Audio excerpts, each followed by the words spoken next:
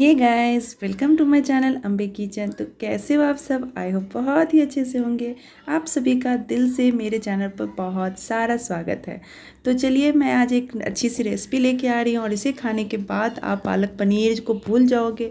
बहुत ज़्यादा yummy and delicious है और हेल्दी भी है। आप इसे बच्चे बड़े सबको खिला सकते हैं बहुत ही अच्छे से।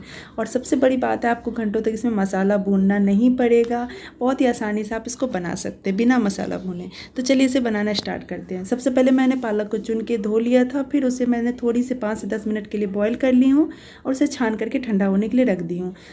मसाले रेडी कर लेती हूँ, जिसमें 2 ग्रीन चिली हैं, 4 से 5 लहसुन की कलियाँ हैं, 1 टमाटर है और 3 प्याज हैं जो मैंने छील कर रख दी हूँ और रफली कट करके मैं इसे मिक्सी जार में डाल दूँगी और 1 चम्मच डालूँगी जीरा और उसे थोड़ा सा पानी डाल करके फाइन पेस्ट बना लूँगी। और पेस्ट बनाने के बाद मैं इसे साइड में कर लूँगी। आप इसे एक बोल में निकाल लें और बोल में निकालने के बाद इसे साइड कर लें। अब इसी मिक्सी जार में मैं डाल दूँगी पालक को, जो हमारी ठंडी हो गई है, उसे डाल दूँगी। उसे डालने के बाद थोड़ा सा उसमें पानी डाल दूँगी और उसे भी फाइन पेस्ट बना लेंगे। उसका पेस्ट बन जाए उसे एक बड़ी बोल में ट्रांसफ़र कर लेंगे। तो चलिए इसे हम निकाल लेते हैं और जो हमारे मिक्सी जार में लगा हुआ है ना, उसे फेंकेंगे नहीं, उसे हम बाद में यूज़ करेंगे। और इसमें डाल देती हूँ 4 बड़े चम्मच बेसन का।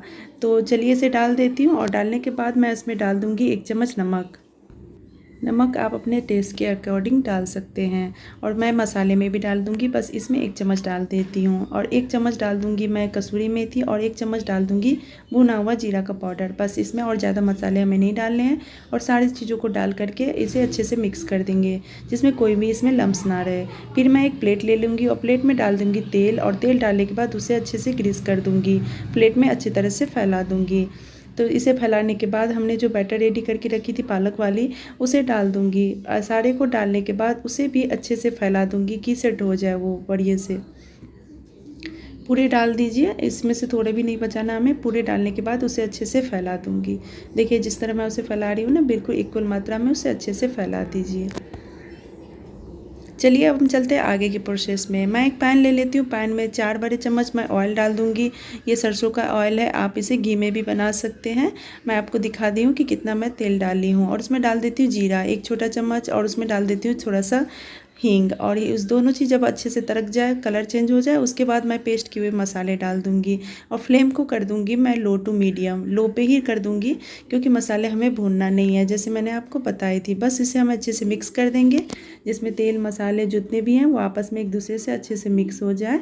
नहीं तो मसाले नीचे रहेंगे और तेल हमारा ऊपर रहेगा तो मसाला जल जाएगा। तो इसे अच्छे से मिक्स कर दीजिए, तो एक दूसरे से अच्छे से मिक्स हो जाए। देखिए हमारे मसालों को हमने मिक्स कर दिया है। और अब मैं क्या करूँगी, मिक्सी जार में जो हमारा पेस्ट था ग्रीन वाला, जो हमने पालक रखी थी, उसमें डाल दूँगी थोड़ा सा पानी। और पानी डालने के बाद उस लिक्विड को भी इसी मसाले में ऐड कर दूँगी। और 1 चम्मच डाल दूँगी नमक। 1 चम्मच हमने बैटर में डाली थी और 1 चम्मच मसाले में डाल दी हूँ। और 1 चम्मच डाल दूँगी धनिया का पाउडर और आधा चम्मच डाल दूँगी गरम मसाला। बस हमें और भी कोई मसाले नहीं डालने, इसमें हल्दी नहीं डालना है और लाल मिर्च का पाउडर नहीं डालना है। अगर आपको खाना है तो आप इसमें ग्रीन चिली भी और एक्स्ट्रा ऐड कर सकते हैं पेस्ट बनाते वक्त। और धनिया अगर आप खाते हैं तो पालक में धनिया भी ऐड कर सकते हैं। मैं धनिया नहीं खाती थी, इसलिए मैं उसमें पेस्ट नहीं करी हूँ। और सारी चीज़ों को अच्छे से मिक्स कर दूँगी। और मैं पानी इसलिए डाली हूँ क्योंकि मसाला हमारा पकेगा और जलेगा नहीं, इसलिए। और उसके बाद उसमें एक डाल दूँगी छोटी सी कटोरी। अगर आपके पास कोई स्टैंड हो इतनी ऊंचाई की तो आप डाल दें उसमें। और डालने के बाद हमने जो प्लेट ग्रीस करके रखी थी, जिसके ऊपर बैटर डाली थी, वो भी उसमें डाल दूँगी। और डालने के बाद मैं इसे ढक दूँगी और 10 मिनट के लिए। 10 मिनट का ढकने के बाद मैं इसे बाद में चेक करके आपको बताऊंगी। तो इसे मैंने मीडियम फ्लेम पे 10 मिनट के लिए ढक दिया है। हमारा मसाला नहीं जलेगा क्योंकि इसमें हमने पानी डाल रखी हूँ। देखिए हमारा बिल्कुल 10 मिनट हो गया है। तब तक मैंने अपने घर के लिए आटा लगा ली थी। आप चाहे तो दाल चावल के साथ खाएं सब्जी को, तो दाल चावल बना सकते हैं। मैंने इसे चेक कर ली हूँ, ये बिल्कुल पक गया है। और देखिए बैटर बिल्कुल हमारे हाथ में नहीं लग रही है, मतलब बिल्कुल रेडी हो गया है।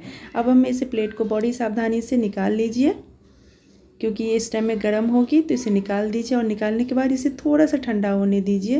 और नहीं तो अगर जल्दबाजी हो तो उसी टाइम में इसको सावधानी से निकाल लीजिए। अब इसमें जो हमने बोल रखी थी, बोल को भी हम उसमें से निकाल लेंगे। और उसमें जो मसाले लगे हैं उसके ऊपर से पानी डाल दूँगी, जो हमारी ग्रेवी बन जाएगी। देखिए इसके ऊपर से मैंने पानी डाल दिए, जो मसाले हमारे अच्छे हैं इसमें लगे हुए हैं वो सारी हमारी ग्रेवी बन जाएगी। अब मैं सारी चीज़ों को अच्छे से मिक्स कर दूँगी। मसाला हमारा देखा आपने भुन गई थी, क्योंकि ऑयल हमारे ऊपर में अच्छे से मसाले के ऊपर में आ गई थी। अब बहुत बढ़िया से भुन गई है और खुशबू भी इतनी अच्छी आ रही थी पकते वक्त ना, कि आपको क्या बताऊँ कि आपको मतलब बिना मसाले भुने आपके मसाले रेडी हो गए हैं। अब इसमें जितना आपको लिक्विड चाहिए ना, बिल्कुल उस तरह से डाल दीजिए, क्योंकि सब्ज़ी बनने के बाद और भी गाढ़ी हो जाएगी, इसलिए थोड़ा सा पानी और ऐड कर दें। अब ये देखिए हमारा जो ये बैटर है ना, थोड़ी सी ठंडी हो गई है। अब मैं इसे एक प्लेट में निकाल लेती हूँ।